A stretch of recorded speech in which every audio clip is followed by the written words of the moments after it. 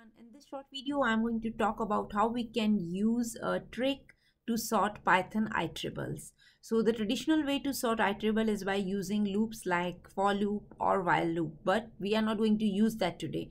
Rather, we will be using an inbuilt function named sorted, which will perform the trick for us. This trick you can apply it on any iterable. It could be your list, it could be your tuple, or even your dictionary. So let's have a quick look at few of the examples. I am on my VS Code and here I have already created a list called numbers which is holding few numbers, and I'm going to sort this out.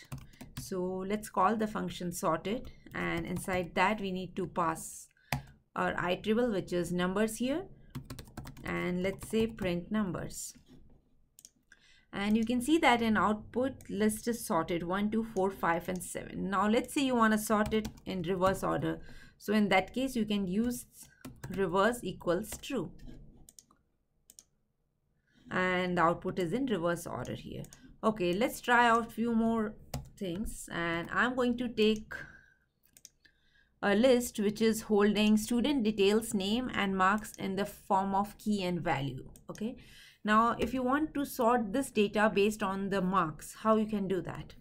So let's quickly have a look at this student details, and here I am calling a function sorted which will take parameter as student details, and then I need to mention that how I want to perform the sorting, on behalf of which field I want to perform the sorting.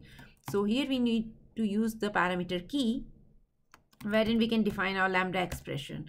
So lambda, you can take any variable instead of k, and inside k you need to define which field you want to use for a sorting. So once this is done, you can go ahead and say print student details. Let's have a look at it. So you can see that the output is sorted, and Honey came first, then Nick, and then Roy, and all these are based on the marks which are sorted here 2, 23 and 43. So this is a very cool way to sort your iterables in Python rather than putting long for loop or while loops. I hope you enjoyed this short video, and thanks for watching.